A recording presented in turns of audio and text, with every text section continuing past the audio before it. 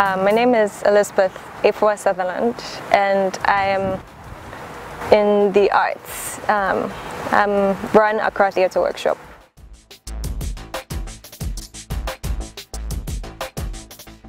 My family is a family of creatives. So my parents are both architects. My grandmother was a playwright and activist.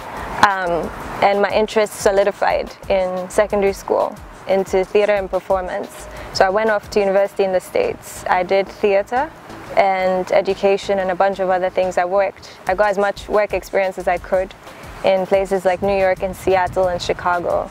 And then I moved back home to start Accra Theatre Workshop. I looked for spaces here where I could play and experiment and really didn't find them.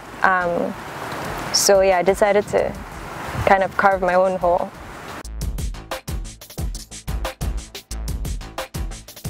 I was saying ATW is an experiment in and of itself because it's a self-funded, self-sustaining arts organization.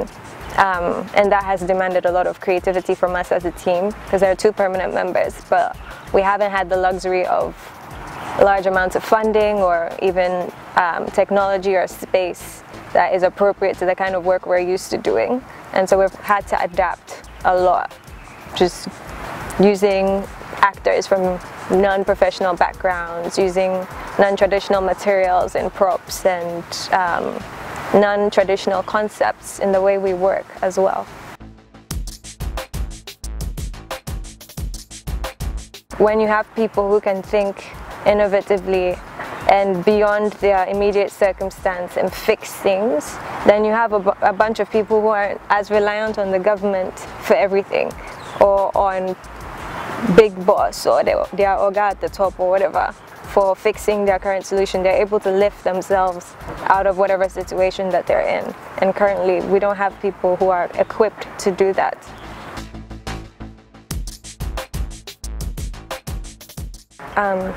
We've been really blessed to have a very strong network of actors, supporters, different people who've come in and worked with us on different projects. And I think art is about collaboration on many levels. A lot of people put out solo work, but with theater it diminishes the quality of your work if you don't bring in other voices and other viewpoints.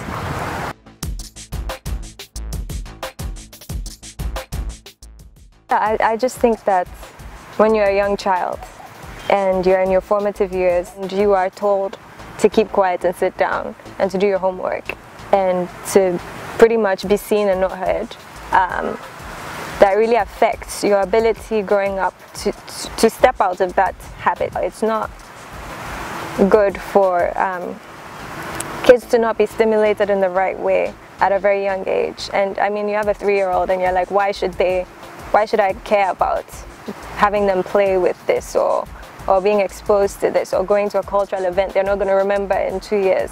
But it is going to impact the way they look at the world. It's going to expand their mind. So education is not just on schools, it's on homes, it's on communities, it's on the exposures that kids have to the world from a very young age. And I think that it has a massive impact on the way you absorb the world as an adult. If you're able to retain some of that wonder and some of that plasticity in your brain that you have when you're very young. I would say yes and no.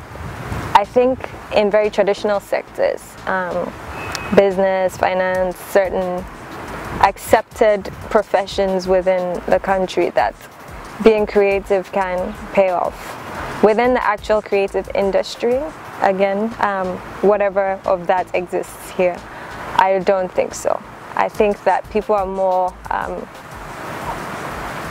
invested in connections, personal connections, or mediocrity, honestly, than they are in actual groups that are being creative or doing things in new ways and interesting ways and different ways, because there's no support. I think most challenging has been the dance pieces that we've done, the movement work, because people struggle. First of all, it's dance, so even if it's a very kind of literal story, people are not trained as well as we would like. People, I mean, they try really hard, but then you take it, then you add the abstract nature of some of the stories we've been telling using the medium. It can get quite a bit much, both for the actors and for some audience members as well. We believe strongly in trying things out to see how people respond, but also seeing how we handle certain things.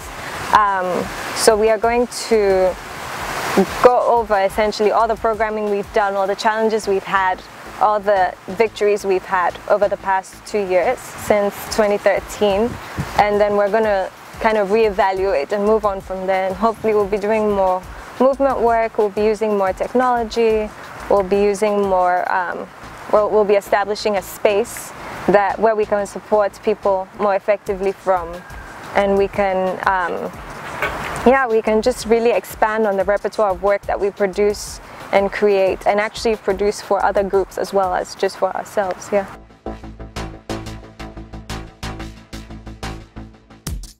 Just start. If you wait for a perfect time, it will never come. So start with what you have, do what you can.